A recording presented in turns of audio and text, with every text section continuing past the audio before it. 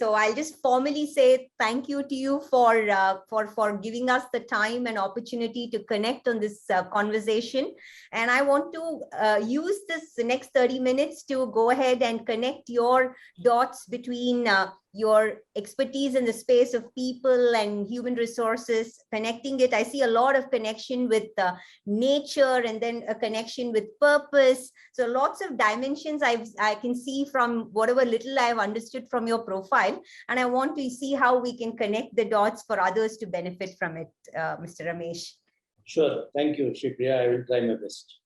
Thank you. So I'll just get started with one of the first things that comes to mind when we see the Chief Joy Officer designation in your profile.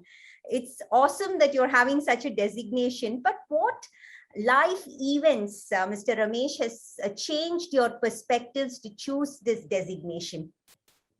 Yeah, Shripriya, I think that's a very good start because I should confess that I come from a low middle class family. And I was born in Trichy and brought up all over the country because my father was in the central government.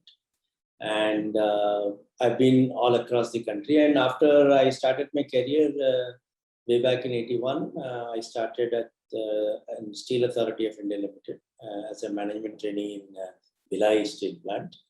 And since then, I have again worked in multiple parts of the country. I lived in North, South, East, West, Center. And of course, fortunately or unfortunately, I have not worked outside India, but I have traveled extensively outside India thanks to my organizations. So one of the things I am grateful to God and all the people who have supported me is that God has been kind and people have been very helpful. And whatever little I have achieved in my life is thanks to the blessings of all my seniors, elders, my family members' support. And so I thought it's time to give back. So basically, I wanted to express my gratitude. And I have been associated. It is not that, one of the questions you have in mind is that whether this trigger is only post-retirement. It is not so, because right from my school days, I was an active in social services. And I used to be a blood donor for almost 30 years. And then every year, and I used to be a president of a road track club in college. So it has been instilled in me by my parents and elders and friends that giving back to society is part of your duties as a citizen. So I have tried my best in every way to do it all across my life. But post my retirement, I thought, like today, I am quite content. I have enough to keep myself happy and my family members happy for the rest of my life, even if I don't work or do anything of earning. So I decided that post my, and this I decided along with my wife, and I should be grateful to her also because she has supported me in this decision, that all my earnings post retirement, whatever I do coaching, I consult, I teach in business schools, and I also mentor startups and things like that. So whatever I do and every rupee I earn, minus my income tax and GST and some minimal expenses, I give it to a cause. And the cause was determined by my working in an eye hospital in Delhi. When I was in Aishar as part of CSR, they had adopted a charity eye hospital, and unfortunately, the CEO of the hospital left, and I was the HR head at that time. And the company chairman called me and said that you have to appoint a CEO. And I found it very difficult to appoint a CEO for a hospital because it's difficult to get both a good doctor and an administrator. Either you get a good doctor or you get a good administrator. You don't get a combination of both. So the CEO is a very nice gentleman, and he told me in a very polite way, saying that no problem, till you find somebody, you look after the hospital, he said. So I had to do that job in addition to my job as HR head of the company. But that was a turning point. If you ask me a turning point, that was my turning point, because this hospital is based in Delhi, in Daryaganj, and they do 50% of the work they do is charity. Wow. And there are doctors and nurses and paramedical staff who are dedicated their life to the cause of society. So I was very touched. I worked only for 1 year till I found a successor and handed over. But that 1 year really touched my heart because this was in 2003-4. And it also was a good lesson in leadership for me because I turned around the hospital financially. With making losses in 1 year, we became cash positive. So that was a learning from a leadership perspective. But more than that, it touched my life that since 2003-4 till today, I do something for the hospital in some way every year. And so post my retirement, all my earnings, I'm giving it to this hospital because they do wonderful work to society. So that is how I thought I should give joy. And I'm very affectionate to children. So I said, I will support all the eye transplantations for children in that hospital who cannot afford. I will support them. So that is how I'm working with them. And I also support them. I coach the CEO. I also coach some senior doctors. I'm working on a transformation exercise with the organization. So all this I do pro bono. But more importantly, I'm very touched by the work they do. So I also try to connect organizations, corporates, individuals. I'm even willing to consult or work with any organization which do not pay me, but they can directly donate to that hospital. Then that is also a big this thing for me because I feel I can really touch lives. I can give sight to people who cannot afford, and this hospital really does that. Wonderful. One is the external sight that all of us are blessed, which people can, and then through your coaching, I think you will open their inner sight, right? That's what I think you're doing, both of them in a beautiful way, Mr. Ramesh. Yeah, absolutely. Wonderful. And you've been in the space of HR right from the 1981 or something when you started your career. And it must have been a very different landscape then, and today it is different, and there is a future which is defined greatly by human resources as well, in the way the world of work is changing now. So how have you looked at this transformation that has happened, and how are you in a position to predict it, Mr. Ramesh? What I would say is that if I look at the past, organizations evolved from society, and organizations, if you look at history of organizations, they were basically created to look at the welfare of humankind. Okay, but gradually organizations move towards a profit motive, and there's nothing wrong with that, I would say. But then profit became the ulterior motive of the organization rather than the goodness of society. So I think we have now come a full circle, and thanks to COVID and thanks to pandemics or thanks to natural disasters like the flood in New York yesterday and things like that, which people have suddenly started realizing that we are playing too much with nature and we need to get back to the fundamentals of why we exist. And so if you ask me in terms of what HR could do for the future in terms of organizations, is one is, I think we have to build sustainable leadership and sustainable organizations. Because if we learn from, in India, we have a good example in the public sector, and some of the good companies like the Tatas, who have always stood.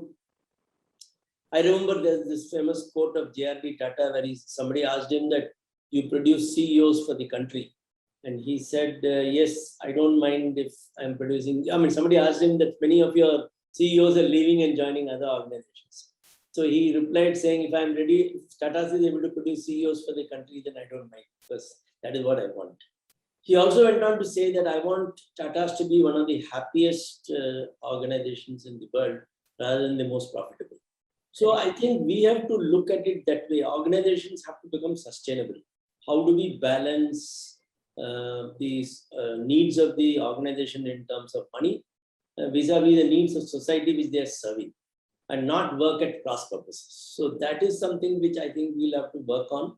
The second is the balance between work and life. I think it has become very, I feel very touched when young people call me today also, and even from the organization that I worked, and they say that today, people think work from home is easy, but it becomes more difficult because I'm a working mother and late at night I'm being asked to attend a call at 11 o'clock because it suits another country and things like that. And this never happened during the office working and things like that. But now work from home, everybody takes you for granted because they think that you are available 24/7. So I think it is important for HR to create the right balance between work and life. It is something which you may call it employee wellness or whatever, because otherwise employees already there's a high burnout in terms of, like, for example, I spent almost 38 years in my career and I lived a happy life right through my career, thanks to this basic quality of being content and being happy with what you have. And, the value to give back to society, the value to be grounded, the value to be simple, the value to behave well, and things like that, which were inculcated in you by your family, by the society around you, by the organizations you served, and so on. And some illustrious leaders like J.R.D. Tata who were there around to tell us what is the right way to do business. So now I think that's something which HR should again focus. The first is about sustainable leadership and sustainable organization. The second would be about balance between work and life. And the third, I would say, is our willingness to adapt, learn, and relearn. Because one of the things which the pandemic especially has proved, that life changes in minutes. And you don't know, like nobody expected Afghanistan to change overnight. Correct. Nobody expected a pandemic to touch every part of the world and completely bring the world economy to a grinding halt and things like that. Nobody expected India to go on a lockdown for 3 months and so on. So especially the last 2 years has taught us. I know CEOs who are dead against work from home, but today I don't think any CEO would say don't work from home, because everybody has accepted it, and the pandemic has forced people to accept. The staunch objectionists actually have started accepting it. So our ability to adapt uncertainty, our ability to learn, relearn, change the way we work, and continue to serve our customers, suppliers, employees in a way which everything becomes more sustainable is what I think will make organizations successful. So the organization which has employees which are adaptable, who are willing to learn and relearn every day, those are the people who are going to succeed. So if I have to summarize, I would say, as I said, sustainable leadership and sustainable organizations. Wonderful. The second is in terms of willingness to learn, adapt, learn, and relearn. So that's the sort of thing which I would expect. Correct. And the balance between work and life. Wonderful. Yes. But when it comes to learning, today we see that learning has opened new dimensions, right? You can learn through your organizations, and now you can learn anywhere. You have all those MOOCs that are keeping you updated with the latest things you want to update yourself. So there is a lot of breadth learning, but there's also depth learning which is required. So how should organizations which are investing in learning management systems, everything for their employees, how should they track all of this, Mr. Ramesh? Because it seems like they're opening a lot of options, but they still don't know how much is consumed vis-a-vis how much is applied for business results as well as for personal development. Still, that connection seems to be unclear for a lot of, I would say, learning professionals. How should, any thoughts on that? See, what I would say is that I have always believed that employees, will have to believe and trust your people. And if you define what we expect from the employee in terms of learning, and this will also depend on a good, robust performance management system. So if the employee and the manager have a conversation in the beginning of the year, what are the areas you need to learn? And what are the areas both in terms of leadership, in terms of technical skills, in terms of behavioral skills? What are the things you need to learn and unlearn during the course of the year? Mm-hmm. And then you possibly give a budget to the employee and allow the employee to choose what he or she wants to do. After all, the conversation between the employee and the manager is not going to end because there is a pandemic or because there is a work from home. If I am reporting to you, I'm going to have a conversation with you almost every day. So if you are going to define to me saying, I expect at the end of this thing, that these are the 5 things I want you to focus on during the course of the year. Now you decide of how you want to do. What are the courses you want to do from within? What are the courses you want to do from outside? What are the projects you want to undertake? Whether you want to attend a university course, or whether you want to do some practical project, or whether you want to be an understudy to somebody, that is your choice. But at the end of the year, when we have a conversation, we will discuss these 5 things. How have we learned? Where are you today and where you want to be?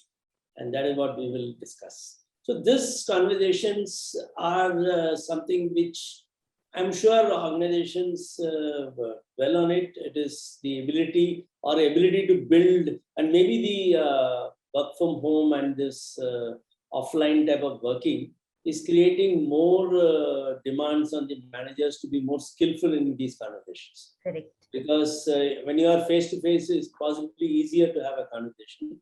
But when you're remote, it is possibly more difficult to have a conversation. But it is important. If I have that conversation, then automatically it is like let's take a sports person. I mean, a PV Sindhu will not stop practicing because there's a pandemic. I mean, she might practice in a court where there is nobody around and things like that, but she will practice every single day. So, or any sportsman for that matter. So it is like them. We'll have to learn. I mean, they don't have a manager looking on a coach looking on their shoulders every day, whether they're practicing or not practicing. If they have to win an Olympic medal, a sportsman will work 24/7, 365 days, and possibly for 4 years before they go to the next. Maybe they would have already started their practice for the next Olympics. Correct. So that is how they work. And if individuals are keen on what they want to achieve in life, and if managers are enablers to make them achieve that, then it's a conversation which you need to have with your manager and clearly define that these are the 4-5 areas that need to focus. And if the individual wants support in terms of where do I learn this, or what are the resources I can tap on, you can be always there as a resource person. Otherwise, let the individual, because as you said, today you have a Coursera, or you have MOOC study, or you have the courses done by various universities, business schools and things like that, which are available online and offline, many of them free of cost. So there's nothing which is limiting me from doing anything. But if I continue to say, how do I learn? Who should tell me what I should do? Then, of course, I remain where I am. Correct. Once I think it's with choice, but with a deliberate, support, right? Which is to say, set the clarity and then give them the opportunity to learn, but also check back at the end to see how much has it really sunk in and helped him or her.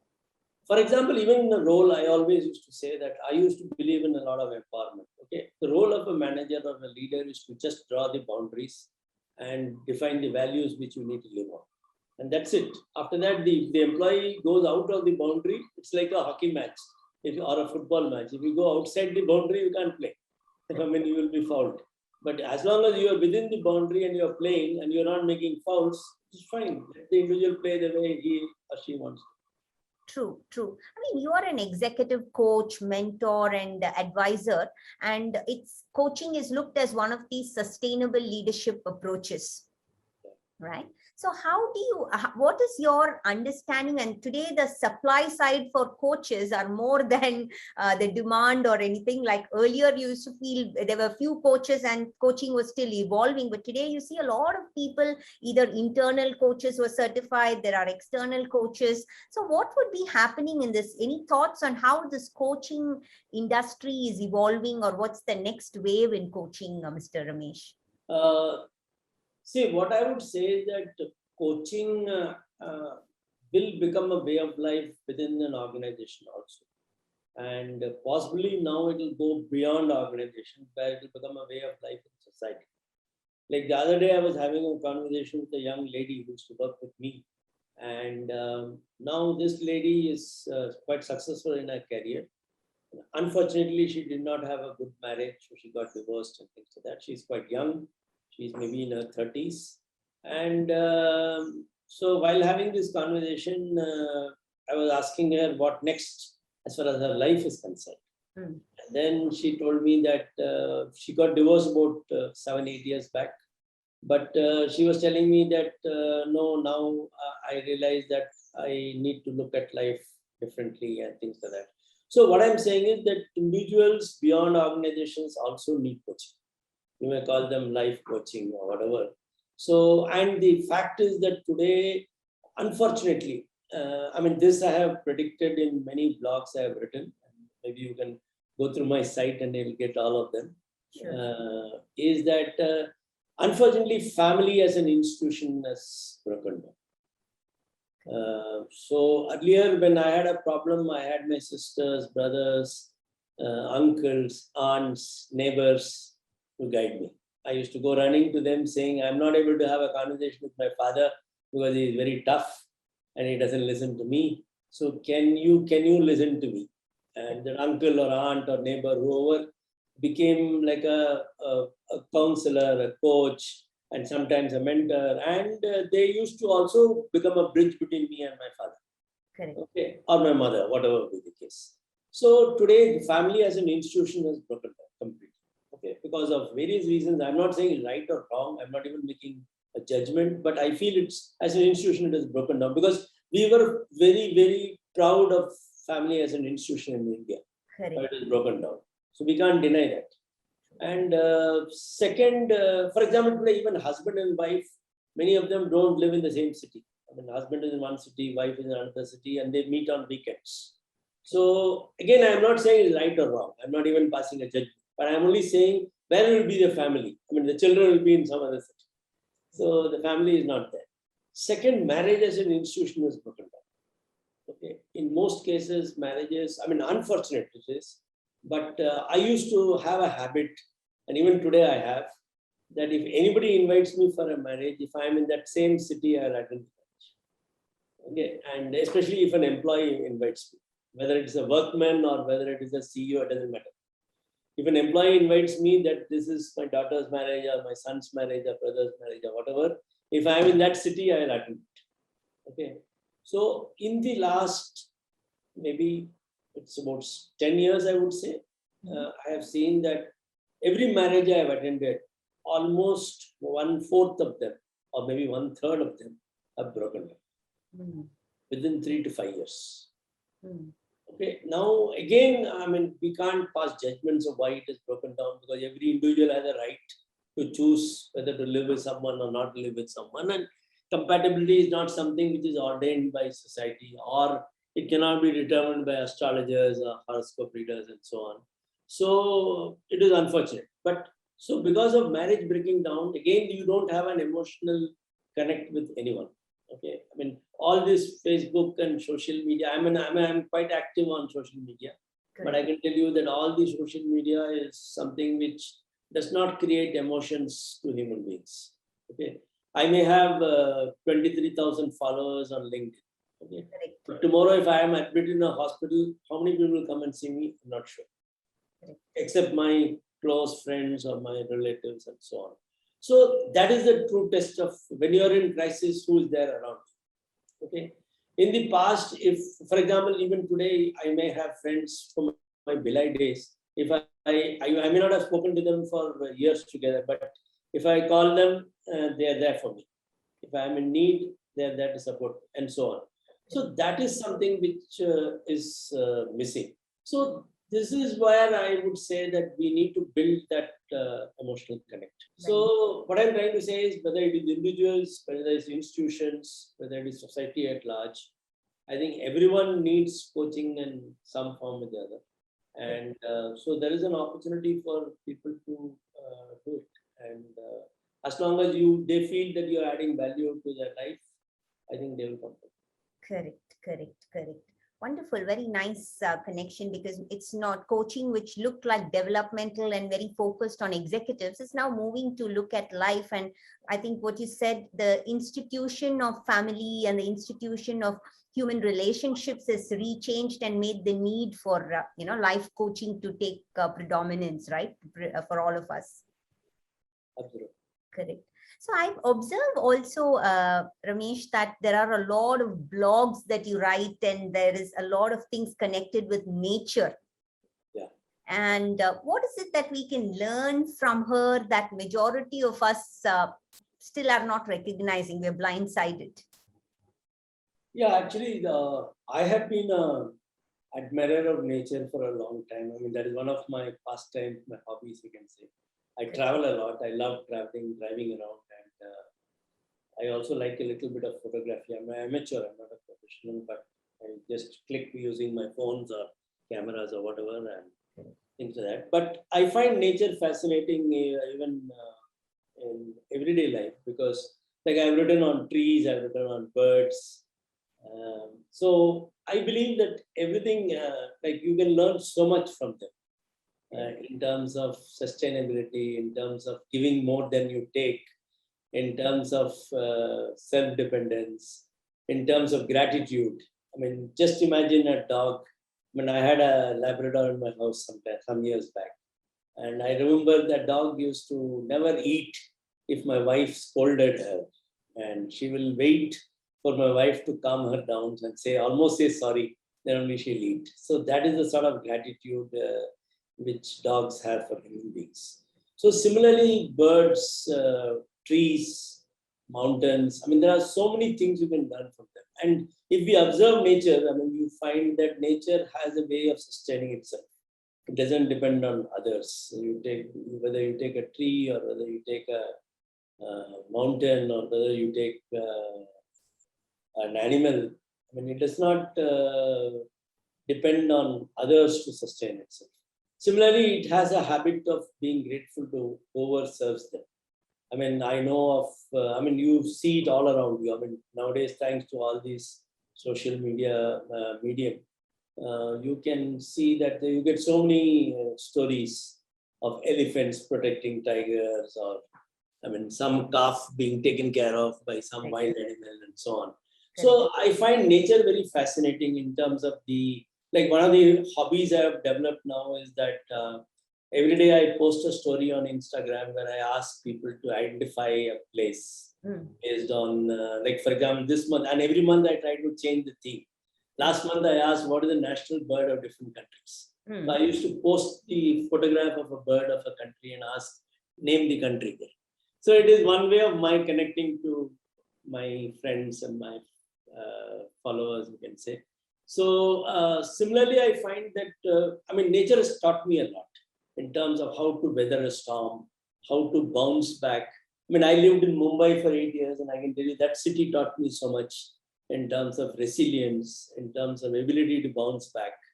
I mean, the whole city will be ravaged by water during the monsoons. Correct. And the whole area will be flooded. People's houses will be washed out. But next day morning, they will come to work on time. I cannot see it anywhere else in the country. Though I belong to Chennai, I can tell you that nowhere in the country I have seen people getting back to work so fast and ready to give up everything, all their comforts for the larger good of society. So that's the sort of thing which nature teaches you. I mean, whether it is the storms which I have seen during my childhood in Chennai, or whether it is, as I said, the terrorist attack in Bombay. I used to be a witness for 1 or 2 terrorist attacks, where I have lived in areas where the terrorist attack took place. And within hours of that attack, people became normal. It's not that people were, people had become less sensitive and things like that. People said, we have to move on. You can't keep looking at the past and cribbing. Like my blog today, I blog every Friday, and I've been doing it for the last 5 years now. Very nice. So today's blog was about inhaling the present and exhaling the past. Wonderful. Wonderful. So you have to live that way, in the sense you have to, again, this I said, you have to, again, this is maybe a learning from nature itself. The nature will never, will never allow you to look behind. It will always encourage you to look forward. Correct. Very nice. And it's interesting, you said there are so many networks and followers that you have built. How do you work on it, Ramesh? Is it a conscious, deliberate approach, or it just happened? I mean, when you said LinkedIn, you have 23,000 plus followers, and I'm sure in Instagram you'll have followers. So how do you build a network like this, and how should others imbibe a practice like this? No, to be honest, I'm not very good in building followers. I'm not a very networking guy, in the sense that I'm a teetotaler, so I've never been a party man, and I've never been a golfer, for example, and I've never networked as such. Correct. But yes, I have been active in social media to the extent that I write articles. I publish my blogs in LinkedIn every week. Sure. And I also, as I said, I keep people interested through these, like every month I try something new. And this I've been doing for the last 2 years now on Instagram. Okay. That every day, every month I take a theme, and I said, told you last month I wrote about national birds of different countries. This month I'm posting a photograph of the capital city of each state, and I'm asking you to identify the state by that photograph. Okay, so again, I mean, people might Google it and all that, but still they will put that effort to find out something, and you will come to know about different places. And because people don't realize that India is such a beautiful country, and as I told you, I love traveling, so I have almost been to all the states in India, and except for 1 or 2 states in the northeast, I have been north, south, east, west. So people love when they get to know about these things, and they like to interact. They like to. I also add a little bit of fun, because, like, when I was an employee, I used to write saying that if you correctly answer it, you can have a cup of coffee with me, and people will answer it, and then I'll have a coffee with them. Even today, I do that when I write it, and some people respond, and then whenever I get a chance, I meet them, have a cup of coffee with them, and things like that. Very So nice. it is basically your ability to connect to people, and number 2, ability to be accessible, and ability to learn, because I have no qualms to say that I don't know many things in life so far. So there are many areas where I learn from, because there are many people who comment on my thing and tell me that this is another way of looking at it, or this is an alternative thinking, or this maybe you could have thought it this way, or maybe you are wrong, and things like that. So I have no problem in admitting that I might have made a mistake, and I have to correct it. They would say, no, this is not the national bird of Sweden, that you have put it wrongly, and things like that, which is okay. I mean, I have, after all, I'm also doing it for fun, and I'm learning in the process, because I never knew the national birds of many countries until I did that exercise. Correct. So I would say that ability to connect with people, being accessible and willing to learn, makes you help connect. Wonderful, wonderful. I mean, what I have learned from speaking to you is that humility enables the connections to happen unconsciously, right? So I think being humble has, and as you said, accessible. I mean, when you're humble, you become accessible unconsciously, and I think that's forged a great network and relationship for you right through. Maybe.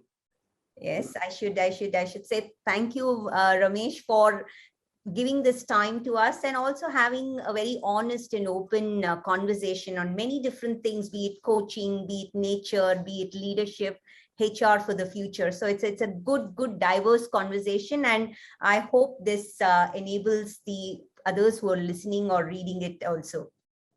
Thank you very much. Thank you, Hrishti. Thanks for the opportunity, and thank you. Have a wonderful day. Yes, thank you very much, and I look forward to staying in touch with you. Yeah, sure. Thank you. Absolutely. Thank you. Thank you.